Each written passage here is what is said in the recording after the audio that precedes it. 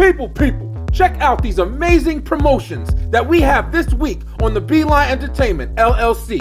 And if you're interested in promoting on our shows, we want to see it. We know you have amazing content. Just hit us up, send us a message. We there, check it out. People, the Beeline Entertainment, LLC is proudly sponsored by Round Guys Brewing Company. That's right, get amazing crafted beers shipped straight to you. Round Guys Brewing Company. Check them out today at the link below. People, check out my man Philly D on the I'm Telling You podcast. Head on over to YouTube and subscribe today. It's a great show. I'm telling you. He said it. Yo, people. What's good? What's up? What's happening? It's me. It's Brian B. We back at it. Yo, listen, I'm very excited about this interview. Yo, you might recognize this guest right here because you definitely have seen him in millions of places. I mean, I got his IMDb pulled up right now. You've seen Mr. Larry Hankin a lot before, but he was also previously a guest not too long ago on the Beeline, man. You guys love this episode. Ladies and gentlemen, without further ado, I'm just going to jump right into it. We got back with your boy, Brian B., Mr. Larry Hankin. Welcome back, Larry. Thank you so much for coming back. What an introduction. I can't follow that. There's no way I can follow You said that last time, too. No I know, man. I'm loud. I'm too much sometimes. I do the both. Okay, well, I'm here. That's the important thing. I'm here. Yes, How you doing? Thank you. Doing really good, man. I just got back from taking my dog. We got a dog over the weekend, and we rescued a dog here in Atlanta. They had it's a pit bull mixed with we think it's a boxer mix. He looks like a boxer. Yeah, so this is my first dog to really have, and I got 3 kids, so I was kind of nervous about it. But he's a real good dog, man. But I just took him to the vet, and just got back from there. And yeah, you forget, like, dogs are a responsibility, man. They're not like just a gerbil. You can sit in a cage. Dogs are worse. I used to have a dog, and it was too much. My father would take care of it most of the time when I was a kid. I missed that your dog. schedule. But it is a responsibility. You know, you got to take it for walks, and you got to feed it and wash it, and it was amazing. Yeah, It was great to have as a kid. Yeah, it's fun to have a dog. Yeah, that's why I wanted my kids to have one. I didn't have one when I grew up. I'm going to go ahead and we're going to jump in. Yo, Beeline, listen, you know we can't start the show before we hit that introduction. It's French. I don't know if it's French or not. But, yo, I do know this. Let's go. Straight to the point, baby. It's going down in 3, 2, 1.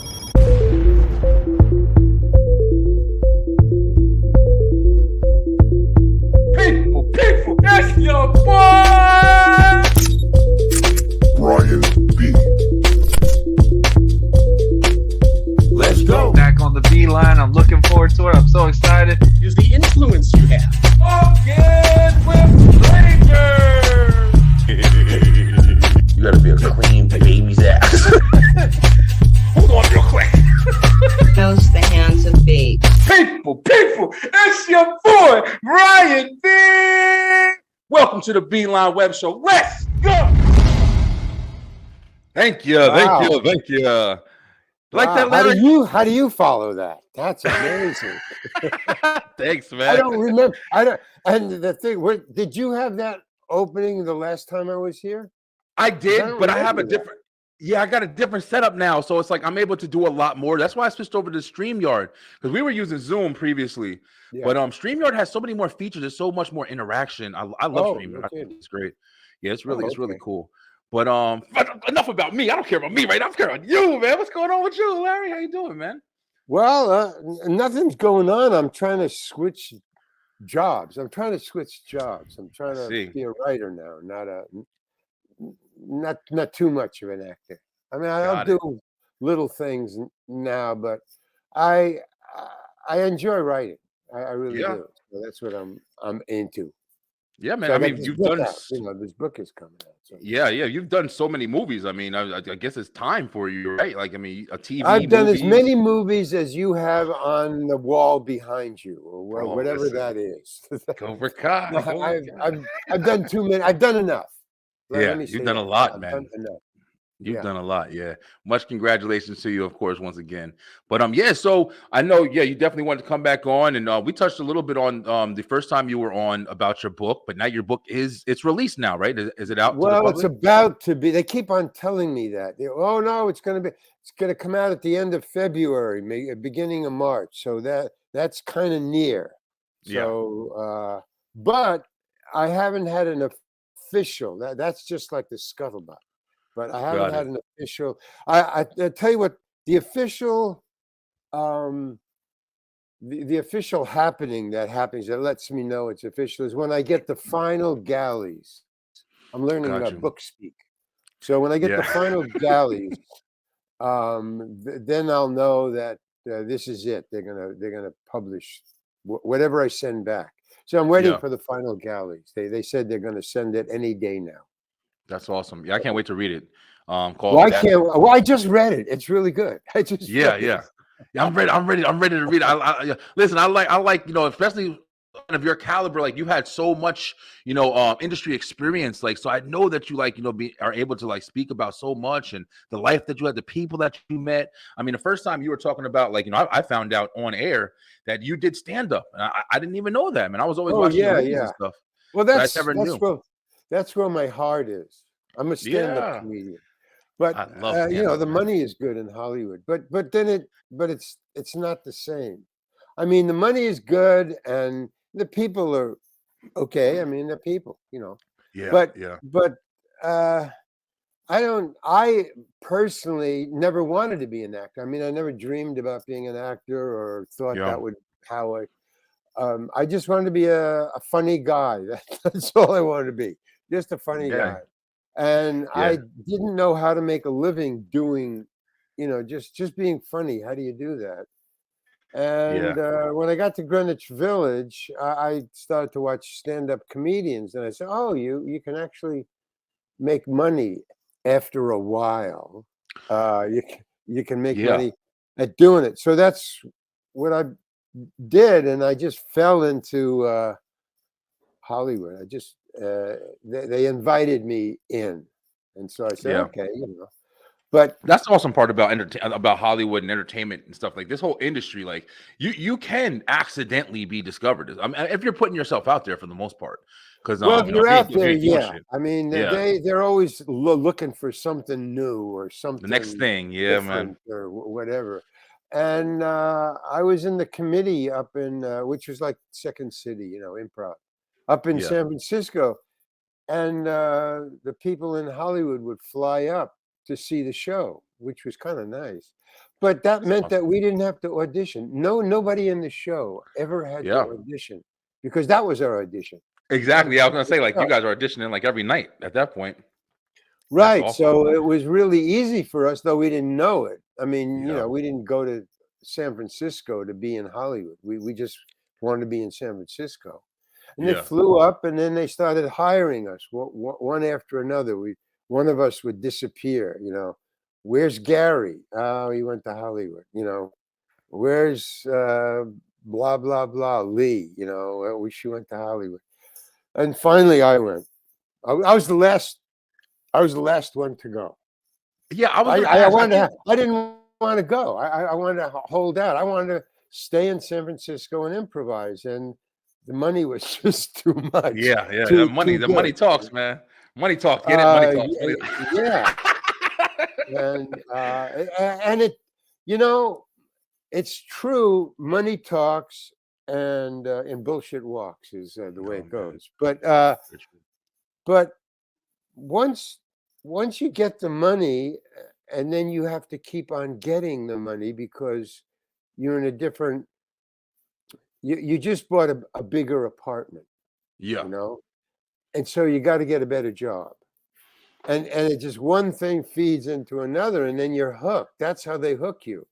They that's a pay good you point. a lot of more money than you were making. It's not necessarily a lot of money. It's just more money than what you were making doing whatever you were doing before they invited you.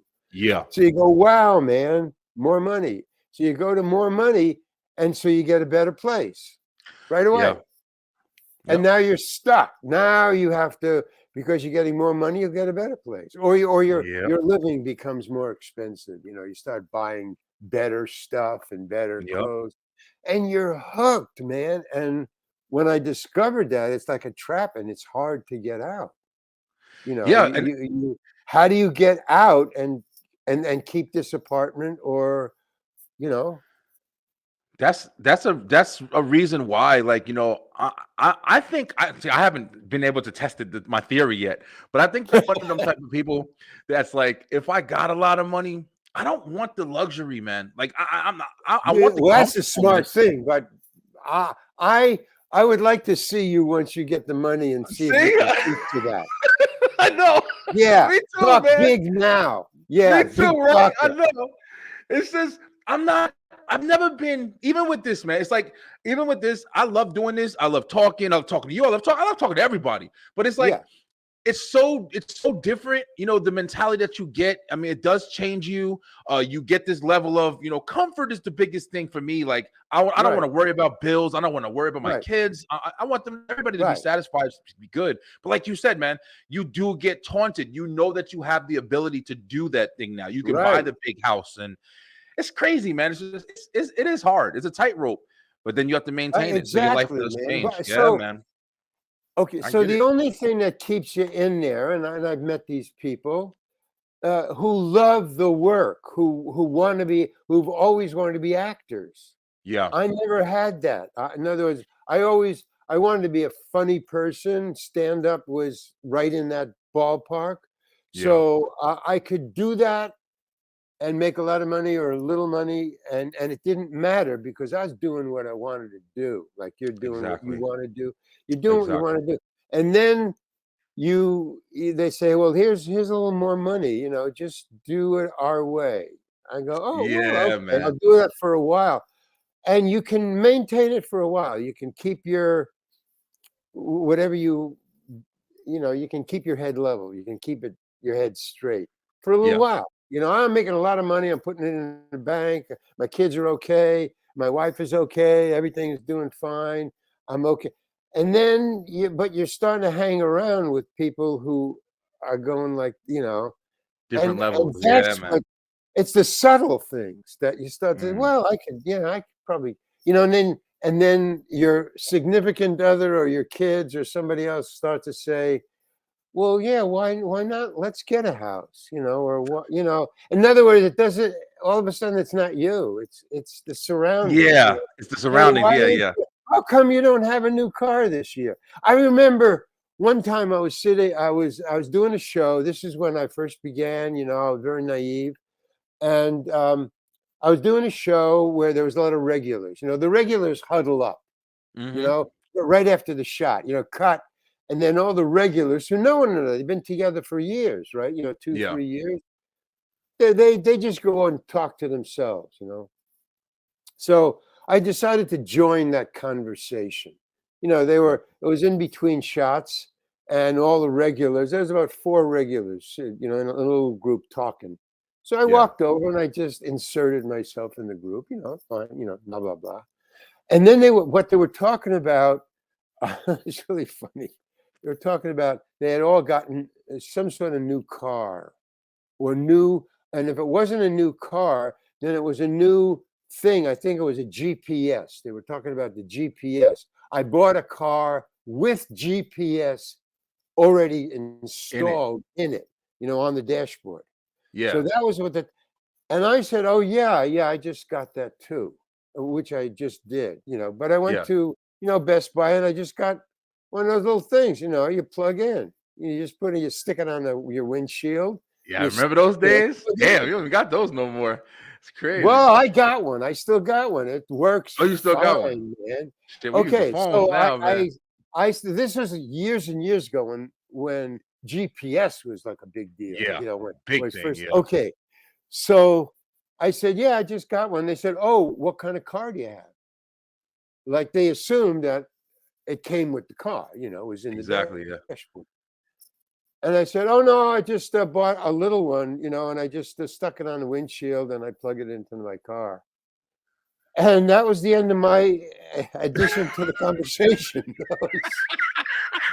It just turned on you. closed ranks. You know, just and I was like outside all of a sudden. As you know, I didn't measure up. They're talking about new cars, and this guy comes in with this, conversation about this dinky thing he bought and put on the. So I mean, I got the hint right away. I said, "Oh, I get it. You got to That's crazy, man. That's a good example. That's a good example too, because that is how a lot of social kind of constructs work. You know what I mean? Like, man. You even have it now with like, people who have this is the craziest shit to me, because literally they're the same thing. People who have iPhone and Samsung products and stuff like that. It's like it's so goofy because they do the same shit. Like people swear by it, but it's literally a cell phone. Remember the clamshell phones? You mean like the flip phones and stuff? The flip phones, like that. Yeah. Oh yeah. Yeah. Okay. Well, I probably was the last one to have one. And the bullshit I would get for having a clamshell phone. Bro, listen, man. Why don't you get an iPhone, man? Come on, what are you talking about? Well, what are you doing with one of those? Well, listen, Larry, take photos. I used to work in electronics and stuff like that. I used to work at Target electronics department, and when I tell you, just like you just said, a lot of like older people will come and they'll have like the older phones and stuff like that, because once you get used to something, if it's working for you, you're not trying to mess with it. But what would happen is their kids or whatever, their kids, grandkids will go and do that same kind of social construct. Yo, dad, need a iPhone, and they'll come with the damn phone, and they won't know how to turn it on. They won't know how to make a call. They won't know how to do shit with it. And I'm like, damn, your kids just set you up. You were doing fine. You didn't need it, but because it's what's acceptable. It's literally the only reason. There's some features, but most of that shit you're going to use. Now, this has happened a long time ago, like I say, when I first started. So I was a kid too. I must have been about, in my late 20s, I guess, when the iPhones really started to become popular. So, and still I had the pressure, of, you still got a clamshell, man. Come on. It's crazy, man. And then you would think that leaves, but it doesn't. Like you would think that leaves, but like, because that's like high school. You know what I mean? Like when you're pressured into like the social clubs and the peer pressure, but it really doesn't in some situations, depending on how much of a recluse you are. If you're like someone who just likes to stay in and you don't really care about like the outside perspective and stuff like that, you can.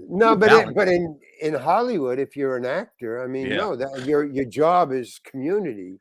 Exactly. There's always a lot of people. It's not a one-on-one. How did you? That's a good. I'm sorry to cut you off. I wanted to know on this topic, how did you deal with it? Like when you first really started getting like successful, and you were like, "Damn, wait a minute! Like I was doing stand up, and I didn't really think about Hollywood, but now I'm here." How did you deal with like the beginning times? What were some of the first things that you did? Well, you don't deal with it. You go along with it. That's what I did. In other words, because I didn't understand peer pressure like I understand it now, or like you understand it now. That I better get an iPhone, or I better get a bigger phone or whatever. And car with a GPS. If you remember, the first iPhones that came out were as big as an iPad. I mean, they were big. They were not as big as an iPad, but they were bigger than They were bigger than this. Yeah. And then they started to come slow. So in other words, it was, show me yours, show me yours. Who's got the bigger one? I mean, so how did I deal with it? I didn't deal with it. I just went along because, I didn't want to be left behind. Not that I wanted to keep up. I didn't want to be left behind. So you get it. And then you reach a point where it starts to dawn on you. It takes years. Wait a minute, man. I'm over expendified. I don't know what, I'm spending more money than's coming in just to keep up. I can imagine, just to not be left behind. And then that's when the curse hits. Oh my God, how do I keep this up? And there is a leveling off. You're getting better and better, and then boom, like that, and then you just level off. So And that's the danger point, because now you can't make more money and you can't keep up. What do? What do you do? Exactly. And And that's you I feel have that. guilty. Yeah, because you spent everything. Like, I can't imagine those stupid stories with them people who win the lottery, like something that's such an unbelievable achievement to Yeah, just happen to you, and yeah, then they spend all their money, and then it's the same kind of thing. It's just like you're yeah. saying right now, like you're placed into a different situation in life. Like before, you Money might have been changes struggling. you, and don't think it doesn't. Definitely does, man. It definitely does. It really, and it's subtle, and it's very subtle, but you Yeah. know. So I always think now, because I was in the business, and I I've met a lot of people who are at the top of their game, and they're living in Malibu and stuff. And I'm wondering, even they, like, okay, it's the age thing. There's a Yeah. lot of famous and big time actors. Well, I'll take say Clint Eastwood, of somebody of that level of Yeah. success. And then they start getting, and it happens to women first.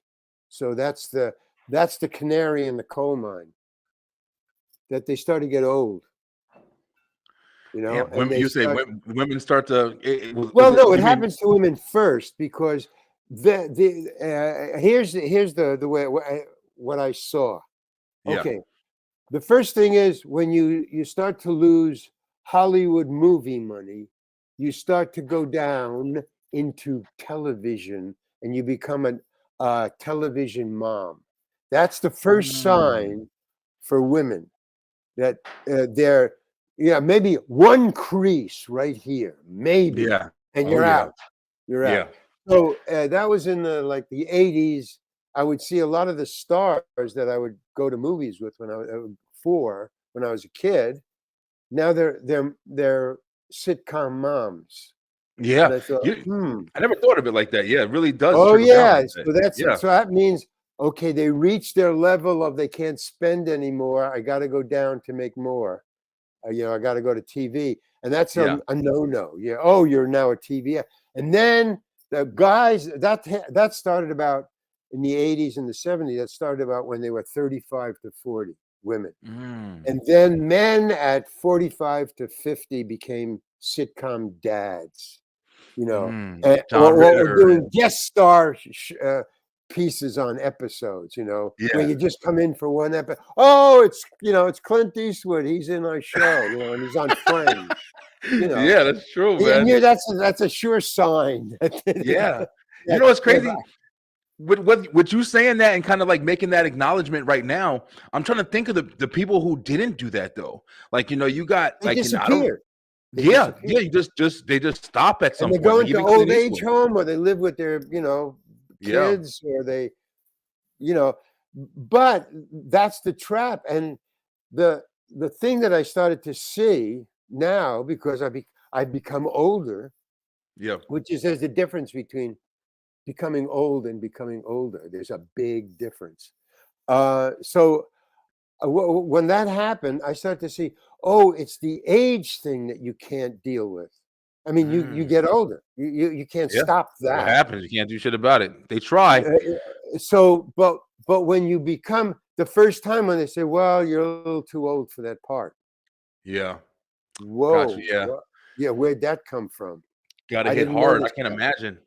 Yeah, And man. so then it's too late. In other words, you're old enough to realize you're too old. Yeah. Where do you go?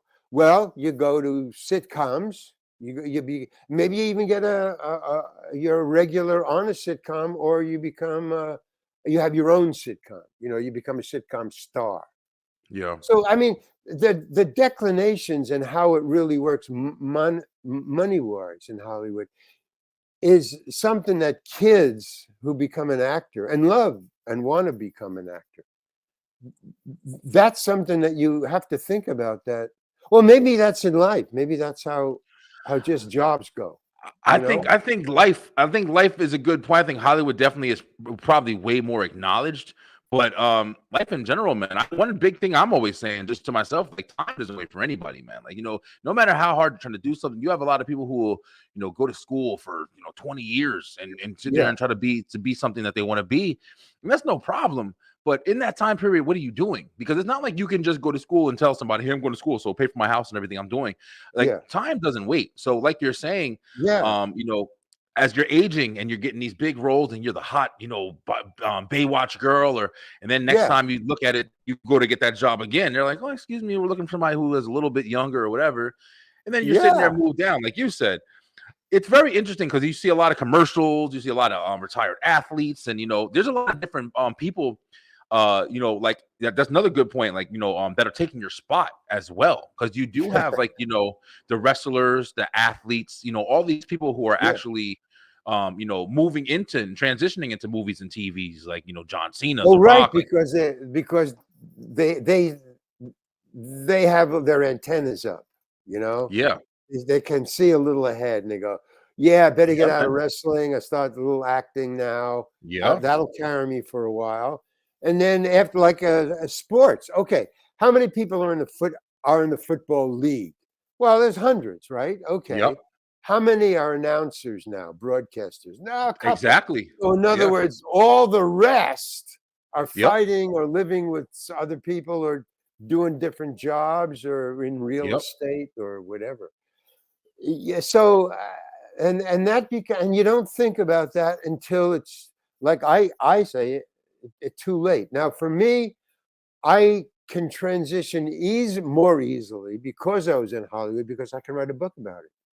So that's the next thing. And then once I write the book, I can write another book because you got one out. So now I'm a book writer. So another, okay, that there are ways to transition. But the interesting thing is when you first get the Hollywood call to, don't be a stand-up comedian, don't be an improviser anymore, make more money, come to Hollywood. And you're 25. I was 25 or 26 when that happened. Yeah. So I did, and I didn't think about it, but I started to notice it because I was a satirist. I was I was with Second City. So it was part of my job to be a little more observant about what's going on than other people, because that's what you did on the stage. You satirized what you saw. Yeah. So I had a little heads up about it. Got I it. saw it coming, and I thought, okay, when this is through, where am I going next? So I started to think about that's that. important. That's important, man. But a lot of people don't think about that because it never occurs to them. That's what's crazy. You don't feel like it's gonna. I think it's that same kind of mentality of when you're young and you don't feel like anything can mess with you or whatever. When you live get older, forever. You don't think about. I did. Should I ain't gonna lie? I had a rude awakening. Man. Yes, you feel, man. It's hard to think about the bad, especially when shit is going so well. Yeah. But you're absolutely right, man. It is a hard kind of mental construct to deal with when shit is going well. Same thing with money. I think so. Most people, because it's so hard to construct, that people just don't think about it. It's like the end of the world. You just don't think about it. Just easier shit to do. Yeah. I got the kids. I got a dog. Don't worry about it. That's like you was just saying too. You had you saw Ozzy Osbourne recently. He was right. He said no more. Yeah, man. Yeah. Shit caught up with him. He was Ozzy. That shit there you go. It's shit caught up with him. Exactly. Caught up to him. You can't fucking run around like you're 24 anymore. Yeah, but I tell you, man, he was like a signpost up ahead. He kept it up. I mean, a rock and roller. He was killing it. He was killing it. Man, I gotta admire that guy, man. Yeah, he was killing it, bro. I once had a conversation with his doctor. Really? And man, that between Ozzy's just physical body and the doctor, they just kept him going. But he must have had a magic body to go through all the crap that he's gone through. I mean, just biting off the head of a bat. Remember that shit? Did you see it when it happened? No, I just saw the pictures. Did you see it when it happened? I didn't know. Oh no, I don't even think I was born. What was that, like 76 or? I have no idea. I just Yeah, remember. shit, I don't even remember. And that's has stuck in my brain forever. And when he said he retired, I read about it yesterday. Yeah, When he yeah. retired, he's not going to do it anymore. At the same time, Bruce Springsteen is now going on a 31 tour thing that was just announced this morning. So Oh, okay. the I didn't yin hear and the that, yang of it, he just won't quit. But I bro. think he can. He's a lot younger, than Yeah, than yeah, us. yeah. Bruce Springsteen. Yeah, he's not. I don't think he's up there that hard yet. Ozzy, man. I remember watching the Osbournes on MTV and just seeing him. He was running 5 miles, and it's interesting, man. It's all about. He did keep in shape. He did run Yeah, 5 miles and stuff. Oh, well, no wonder. Yeah, well, at least he was conscious of yeah. what he Of was his doing. health and stuff. I guess as a rock star, you have to be, man. There's so much energy that's given into that. Did you do Oh yeah. anything different when you were doing your roles and stuff like that? Because being on the road and constantly No, traveling with parts. as a matter of fact, I lost my mojo for doing stand up. In other words, I could get up on a stage and just talk and be Yeah, funny. yeah, yeah, yeah, And then if it was funny enough, I would keep it and hone it, but I would yeah. hone it on stage. I never wrote anything. But once I That's started to become an actor, you don't have time to go out on the road and stuff. And so when I finally did have time, I lost the knack. I'd yeah. lost the felicity, the ease of just doing it. And so I stopped doing it altogether because it was just too much energy to get the mojo back, to get that You just said ease. something. You just said something that I was noticing too. I've been noticing recently because I'm a giant stand-up fan. I love stand-up comedy. Always Yeah, me have. too. But it's funny because there's certain calibers of comedy. Of course, you got the jokes, you got like people who tell stories, but you just said something. You can just literally talk and be funny. You can just talk and be funny. Get on a microphone. And I saw Kenan Thompson from Saturday Night Live, Kenan and Kel. Kenan Thompson, he was on stage. I never knew he did stand up. I don't know if he ever tried it Wait a minute, previously, but he who's was who is that? Kenan. You Of know, Kenan. Keenan and Peele or something like that? No, not that's somebody different. Kenan and Kel, Kenan Thompson, he's been out for a long time. He was in Nickelodeon. He all that. Kenan and Kel Mitchell, Good Burger. Surprised you I ain't in that didn't. damn movie. You've been in every movie ever. No, I don't know. I don't know the guy. But anyway, what were you saying about him?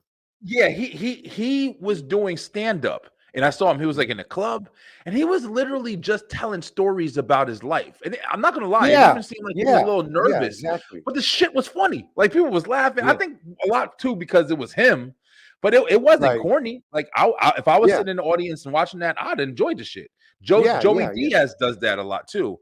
Joey Diaz will just tell Well, I mean, stories there's about his life and Joe Coy, yeah, and Joe Coy too. Bill Burr. Oh They yeah, talk Bill Burr about is that. Bill hilarious. Yo. Burr is incredible. Yeah, he is Yeah, fucking he's one of hilarious. my favorites. But Joe Coy, I like. He also shoots from the hip in that he doesn't write a lot of his stuff. He just gets up and Oh, talks. He can do that now. I I mean, didn't realize that. there's a way, there's a way Yeah. to do it. Okay, but and Bill Burr, but those guys. So it's one way of working. Lenny Bruce did it. That's where I got it from. I used to watch Okay. Lenny Bruce, and he never wrote much. He wrote a little, and now I'm beginning to. I didn't know how to write. I mean, I knew how to write, but I didn't know how to write jokes. In Gotcha. other Yeah, words, yeah. if I wrote a joke that I thought was funny on a page, and I memorized it and went up on stage, it would die because it didn't come from inside of me. It was, I guess, from a different part of my brain, the Yeah, memory I understand part, what you mean. Yeah. and it just didn't come out right. So I didn't even try to write. I would Yeah. just talk. Now, what I would do, I mean, there's a way to make it better, and that was when I got. I would do open mic nights, so you only have 3 to 5 minutes, so you can only tell one kind of story, and it has to be short and concise. So I collected about 4 or 5 of those short little stories before I put them together into a 20-minute set. I Yeah. just had these little things that I could say for 3 minutes and they'd be funny. If I told them enough times, they would get funnier and funnier. But I never wrote it. And then I put them together into 20 minutes, and that would be a hunk. And then what I would do, I'd use my set for the 3 minutes. In other words, I would come up and for 3 minutes in the front, I would just talk about anything I wanted to. And if that went well, I'd move it up and do another 3 minutes. So everything was moving like this, you know? Yeah, 3 minutes, move it into the thing if it went well. And as it got better, it got later into the act. So I could close with something really, you know, good. Yeah. So that's how I kept the conversation going. I would never write. I would just use the first 3 minutes to experiment, like the open mic night 3 minutes. But it was me. So you can do it. And I guess that's what those guys do. But yeah, I don't know. It is. Yeah, it's hard, man. It's definitely hard. I used to try to write music that way. I used to try to just write different pieces and stuff like that, and then just kind of put it together. But as far as like, you know, freestyling it or, you know, thinking like that, you got to think fast, man. That shit is a lot of there's a lot of skill when you can just. Oh, I mean, like, how do these hip hop guys do it? You talk freestyle, man. It's crazy, just get up man. there and flow. Yeah, it's crazy. It's a skill. Whoa, people don't give it enough credit. It's just to talk, and just come up with construct and come up with conversation, and talking is a skill, man. It's a mental. You gotta be able to think on your feet. Not only that, the chutzpah, the nerve to do that. For real, man. Yeah, I'm gonna get up on stage and just make it up and rhyme. Yeah. I'm telling you, man, it's a big thing. Did you have any aspiration to maybe jump back on the stage or any kind of shows? No, that's all I want to do. So I think with this book, the book are stories about me in show business, in television and movies. You know, what happens on the set mainly, or just before or just after. But the bullshit that goes on, the preparations and all that stuff, the costume fittings and the driving to the valley to get your costume fitted, all that stuff. But the reason that I'm stoked about it is those are stories that I would tell on the stage. Half of them, well, not half of them, but about a third of them are stories that I told on stage. I just recorded them and then typed them out, and then edited them. Yeah, you know, because I worked on them, because reading something that's funny is not the same as saying that. Very true. Reading is different. So I would make it readable and funny. But when the book comes out, and if it's any kind of seller at all, I'm going to take it on the road and just do it as a stage thing. You know, just I think that'd be awesome, man. Yeah, but it would be just what I was doing when I first started. I could do an hour on the stage. You know, just me talking. I'm pretty sure that'd be really popular. I think that'd be really popular. I mean, I'm even excited to hear just the stories and stuff. You know, it may or may not be popular, but it's really what I want to do. I don't. That's more important. That's even more important. Yeah. That's really awesome. No, and I think I can do it well. When you came on the first time, you were talking. You know, that was before Christmas. That was before the holidays and everything. And we talked big about Home Alone. And one of my scenes that I said I was like, you know, big from knowing you from was the cop and playing Home Alone. You told me the whole story. It felt really good too, because I was like, damn, I'm learning this guy watching for years. See, that's in the book. That's one of the stories. See what I'm saying? Yeah. That's why I'm like, damn, it must be a lot of things. Was there? I know you just told us the one about the the group that was talking about the car. Yeah. A lot of experiences that you have, like, you know, especially a man of your caliber in this industry, like, you've seen so much with the actors and actresses and the creators and everything like that or whatever. So you know it as a job, you know it, the behind the scenes, what's going on. We just know the visual. So that's why that part is so interesting, man. I'm growing up learning things about, because of podcasting and stuff like that, I'm learning things about old wrestlers that I used to watch when I was little that I had never would have ever known about until now, where I can experience, like, oh, wow, this guy did this when he was like Andre the Giant. He was going in, you don't think about this. Andre the Giant is a fucking giant, and he's going in regular life, and he would have troubles in hotels. He would have troubles with rental cars. He had a shit in the bathtub. He had to take a shit in the bathtub most places because he couldn't fit on the toilet. And we're just watching this guy wrestle. That's all we know him as. And he's just, a whole story behind his life that we have no idea about. So that's what makes it so interesting, man. Well, Just your life. but since I've had to do that, not shit in bathtubs, but I mean the talk.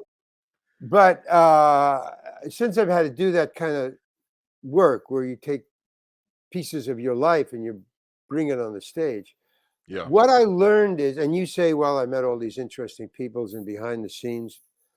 Well, that's really not the formula. That's not where it's at. Where it's at is, like you say, okay, if I tell you something about, like, okay, the stage, talking about the cars and the GPS, so that's something you wouldn't have seen, so I'm telling you about it. I'm showing you something behind the scenes. Well, before I got into Hollywood, I didn't meet any people, and I still made people laugh on stage. So it's not the famous people or Hollywood. It's, I'm going to take you behind the scenes of my life. That's what's going to blow your mind. Because if you take me behind the scene of your life, it's going to blow my mind. If one of your kids takes me behind the scenes of his life at home, it's going to blow my mind. Because we all generally have the same kind of life. But when you get down to specifics, no fucking way, man. No, man. I'm telling you right now. I've learned it here. Boo! I host a segment on here, Larry. On my show, I host a segment called Talking with Strangers. I'm not sure if I told you this last time. I saw the line. It said Talking with Strangers. What the heck is that? Yeah, so literally when I started doing the show, I mean, I didn't think that I think I'd be talking to you. I didn't think I'd be talking to half of you. I talked to Tommy Chong a couple weeks ago. Never would have imagined I'd talk to you guys, man. But I started off just talking, just like you just said, just talking about my life, my perspective. That was the whole point of the Beeline. And I started talking with people, having guests on, just regular people I was meeting on Facebook and stuff.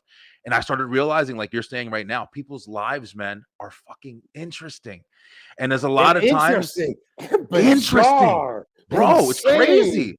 Well, so many things to happen. Yeah, man. And that's where I started talking with strangers. I was literally just like, I want to talk to people I don't know. I want to talk to people. I don't want to know your backstory. And I would just have, I'd meet them. I would just say, hey, how you doing? You want to come on my show? Okay, talking with strangers. Is that cool? Yeah. I wouldn't ask them questions. Incredible. It was so phenomenal meeting those people, man. I love that shit so much. Yeah, well, people are interesting, that was the new thing, and that's what Lenny did, and that's mainly why he was taken off the stage. I mean, he was taken off the stage for drugs. That's what that was on the rap sheet. But that's not why he was taken off the stage. Because I saw him when he was clean, he had no drugs, and he was brilliant. I saw him when he was doing drugs and being hassled. He was brilliant. And then I saw him when drugs just fucked him up. Yeah, man. It's so unfortunate, man. It was filmed. I saw his last show, the last show he ever did, and it was filmed. And I was in the audience. And if you can get it, it's a documentary called Lenny Bruce, I think. Yeah. And it's amazing because you would think, how the hell did this guy make a living?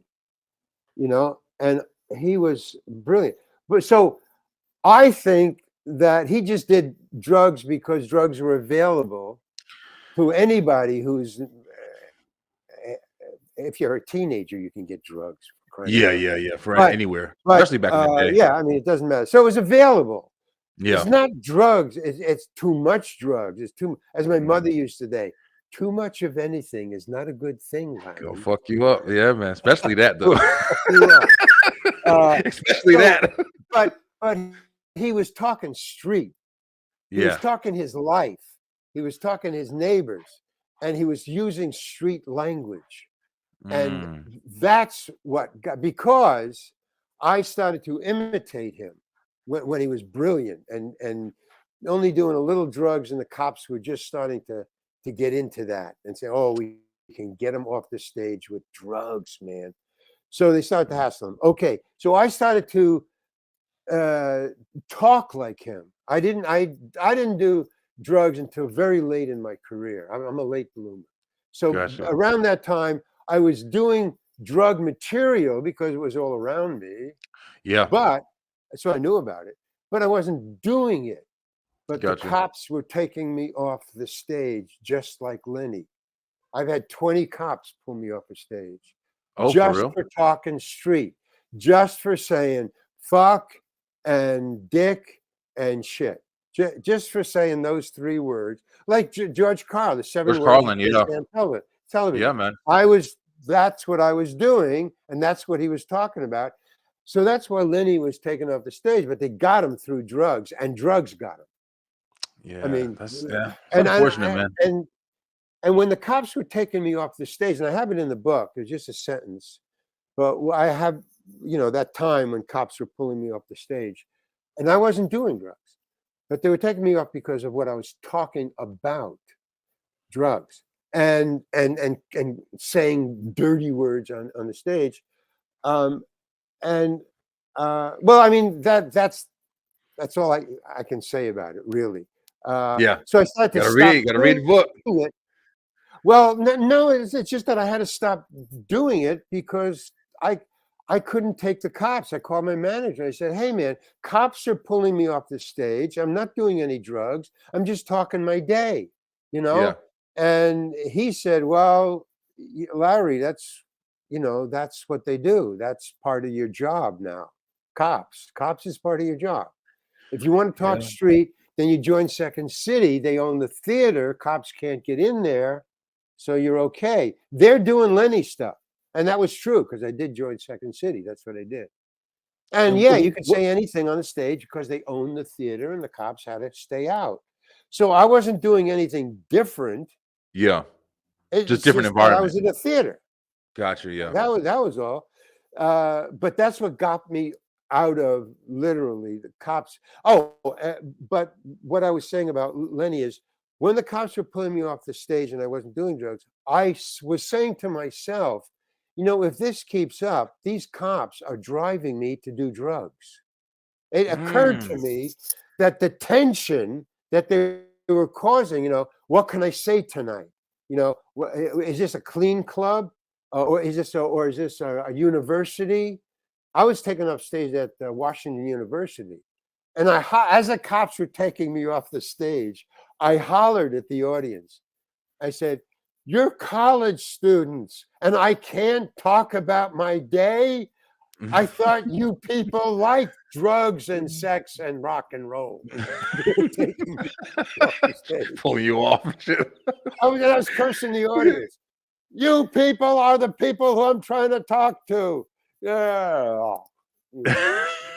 So I wonder called my manager. I why said, it's like. I can't do Yeah. that anymore. What is Second City? What? What is Second City? Second City is an improv group. It's a theater group. It's the improvisation. It's like okay. freestyle, but for comedy. You just get up on stage and you take suggestions from the audience. Who should I be? What should I be doing? And give me an object. And so each person. So yeah, I'm a bus driver. He's a doctor, and we have a football. Okay, Yeah. now do a scene about a doctor and that, and then a football. And I would love that funny. shit, man. I would love to do that. Oh yeah, it's great. I know improv, but now there's fun, man. I mean, you have to go to school. I mean, there's a technique. Yeah. You have to learn. One of the things is, which is great. I try to remember it in life, but you can't. You can't destroy any reality that's already been said. Like if I say, say I'm a doctor, and I say to you, "I just came from my office."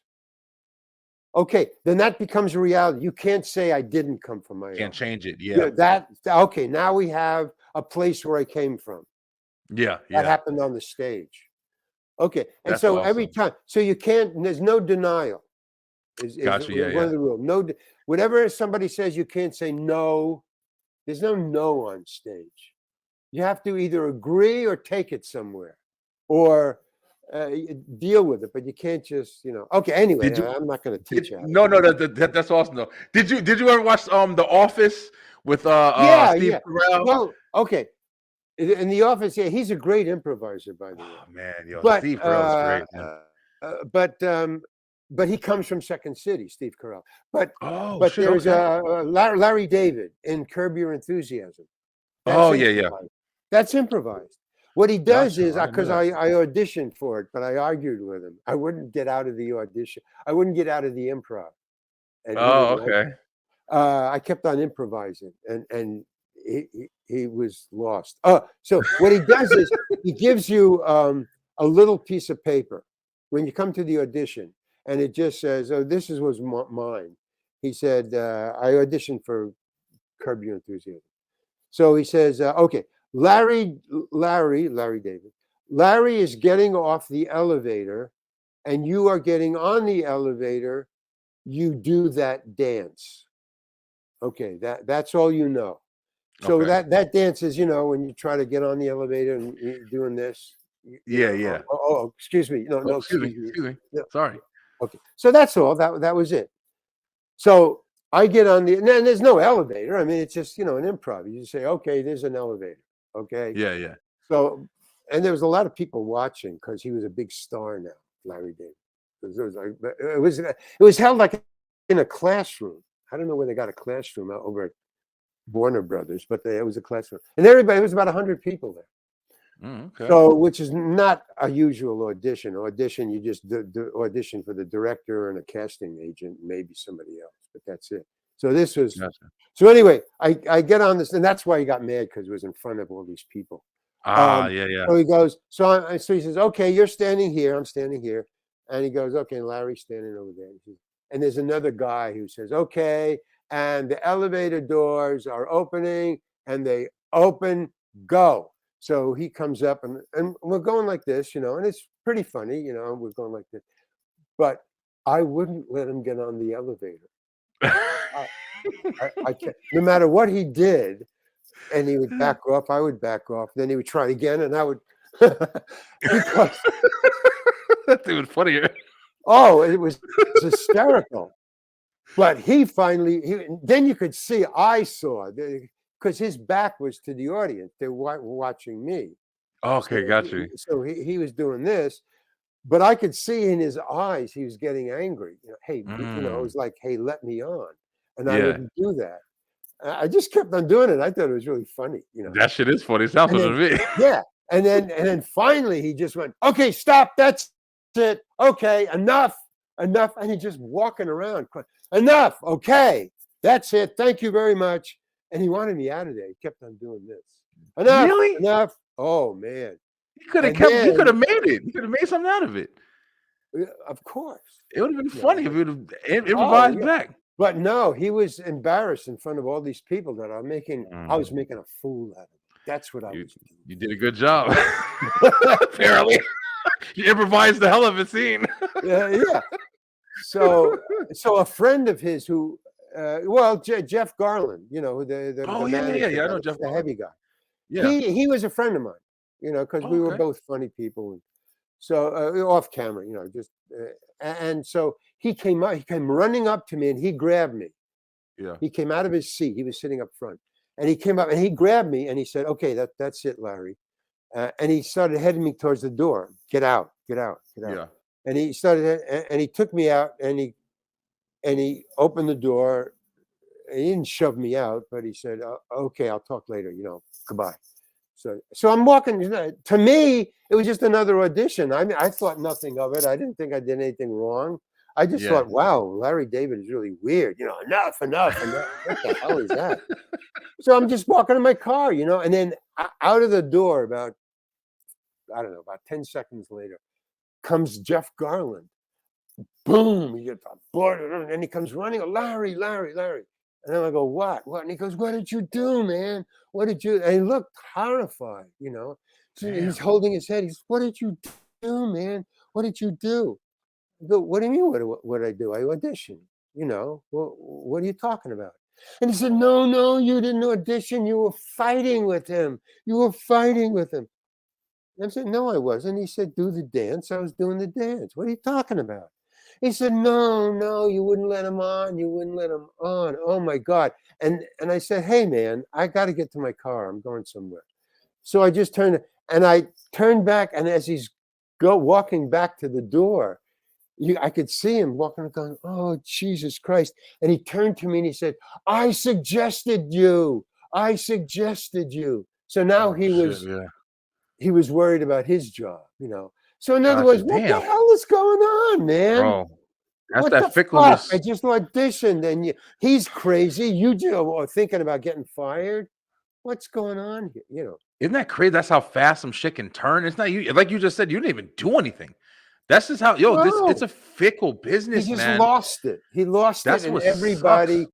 Like I don't. There was an old cartoon years before you were even born, probably. But in the New Yorker, one of the things about New York is they have these cartoons, and they're famous for it. New Yorker magazine. Yeah. But they're famous for their cartoons, even though the magazine is about articles, not about cartoons. Yeah. I know New York. But their cartoons are very famous. Okay, so there's one famous cartoon that has been repeated and repeated and repeated, and all it is, it's are you familiar with ivory soap and the fact that it can float? Oh, I didn't know it could float. Important. That's all we used to use. That's all we used to use ivory soap back in the day. Okay, well, back in the day, I don't know now, but back in the day when that cartoon was made, that was one of the, I think, only soaps that floated. So if you dropped it in the bathtub, it floated to the top. Oh, okay. So they use that in advertising. Gotcha. Ivory soap, it floats. That was the ad. Okay. What does it do? And then they were famous, and it had gone on for years and years. Yeah. So it was just part of the everything. Okay, so the cartoon was a swimming pool, like in a gym. It was an enclosed swimming pool in a like a high school or something like that. Okay, so there's a swimming pool, and there's a lot of executives standing around randomly. About 15 or 20 executives standing around the pool in suits, and all of them are in some sort of like Jeff Garland. Oh my God, what's happening? Oh geez, a lot of that. Oh my, something terrible has just happened. And in the middle of the pool is nobody, but a lot of bubbles. And underneath it just said, the day the bar of ivory soap sank. Oh God! It was like a famous cartoon. Oh my God! Yeah. What are we doing now? That was it. So that was like Larry David. Oh, what the fuck? And I mean, my view of what Jeff Garland was going through. Well, what did you do? What did you do? And get him out of here. I get exactly what you're saying. I looked at it like it was the bar of soap sank. Hey, man, big fucking deal. Yeah, exactly. But that's Hollywood, man. too. That's Hollywood too. Also, not Hollywood, but also Hollywood too. I got you. Yeah, I get exactly what you mean, man. Yeah, it's just weird. You never know. I got out. You did good too. You missed a lot of the bad stuff. It's crazy because now in this time, you have so much more information, whether it be because, like we're saying, the podcasting thing and the radio shows, there's so many ways and outlets now that people are releasing information, whether it be falsified or if it's some true shit. It's harder to tell. But you know what I mean? But it's like you have so many outlets where these people are being heard and stories are being told, and so you did just shit. You did an amazing job, and you're still going with your book now, and I can't wait to read it. Hey, I wanted to show you. I got another book here. I can't wait to add you to the collection, but I don't know if you know this guy right here, Mr. I think. Oh man, yeah, he's my buddy. Yeah, James Bailey. I read that book. James. It's cool. Have you read it? I'm starting to read it now. I've had it here for I think like 2 weeks now. I was gonna have James on, but my schedule got kind of mixed up. I had some things, but I hit him up. I want him to come back on. But yeah, man, I'm trying to support you guys, man. I really want to have everybody come on, read their book, the material, especially yours. I've been a fan of yours forever. But Larry, I'm so happy that you got your book going. I can't wait for it to come out. Beeline, definitely make sure you check out Mr. Larry Hankin. I'm gonna promote it everywhere. But yeah, it's always fun having you on, man. It's always fun having thank you you on. very much. By the way, I have to leave at 11:30 because I got. Oh, okay. Shit, I don't even know what time it is now, but yeah, we can get lost in the talking. But listen, man, I really, really, really, wanted to talk with you more about some other things that you're going to be doing. Any movies or anything like that you got maybe coming back? I only do movies for friends. Look, I don't have an agent. I gave up my agent and manager, so there's no way to contact me unless you can call me at home, and I'm not going to give out my phone number. So if you can find my phone number, yeah. But my friends make movies. So I have one friend, Kyle Misak, who's up in Wisconsin making films. He's a great filmmaker. He's going to be another, I don't know, another great filmmaker. Awesome. I just know it. But anyway, I'm going to do a film for him maybe in the summer. But Awesome, because he's a friend, Yeah. No, it's awesome. And I don't. It's hard for me to memorize the lines, man. Is it? I imagine that's got to be one of the most challenging parts, man, of memorizing. I'd be saying to myself, like, especially people like have multiple movie roles like consecutively. How the hell do y'all memorize all those lines? Like, well, that's the talent. You have to have that talent. If you don't have that talent, forget it. Now, if I had that talent, which I don't have, I would still be making movies because I could have made a lot more money if I didn't turn down a lot of roles because they're just too much memorization. There were bigger roles. Got it. But it's really weird. It's a visual medium. Movies, visual. Yeah. And yet they write speeches. Bro, it's talking. Yeah. And it's just bullshit, I mean, Yeah. So anyway, I got to a point where I said, it will take me longer to memorize all these lines because all the scenes than it is that for them to film the movie. And then when I left movies about 5 years ago, I think. One of the last things I got in my contract because I could make demands, but the only demand I made was that they had to give me the script first. I was the first one to get the script. As soon as it's finished, to give me time to memorize the lines, no matter what the lines were. Yeah. So because I'm dyslexic. Okay. So that's one of the things that dyslexia is different in each person. But mine is that memorization. Well, it's not memorization. It's the order of things. In other words, it goes in order, but it gets scrambled in there.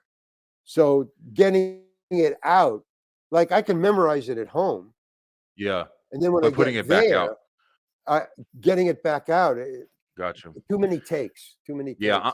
I'm over here right now. I'm part of this podcast. I'm working with a guy, and he's got a podcast soap opera that he's trying to put together with a bunch of different podcasts. It's really cool, That's man. great. I never would have thought about it before, but we have scripts. I actually have one tonight, and I got parts, and I'm over here reading lines, and my part, and then you read your line, how you're supposed to deliver your line.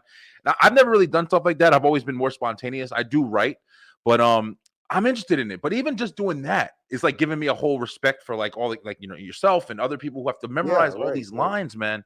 It's challenging. But radio is easy because easier. Because you don't have to memorize it. You can actually read it. But movies, no, they take the script away and you go, Oh. So anyway, I gotta leave. I really do have to. Yes, sir. Yeah. Larry, thank you so much for coming back on, man. It's been an honor. Everybody pick up Mr. Larry Hankin's book, That Guy. I'm going to post it everywhere once it's released. But Larry, thank you so much, brother. Stay true, stay positive, pay attention. Have a great day. Okay. I'll talk to you later, brother. Thank you so much.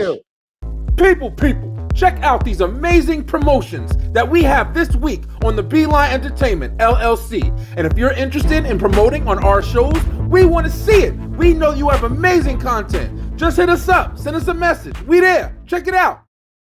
People, the Beeline Entertainment LLC is proudly sponsored by Round Guys Brewing Company. That's right, get amazing crafted beers shipped straight to you. Round Guys Brewing Company. Check them out today at the link below. People, check out my man Philly D on the I'm Telling You podcast. Head on over to YouTube and subscribe today. It's a great show. I'm telling you. He said it.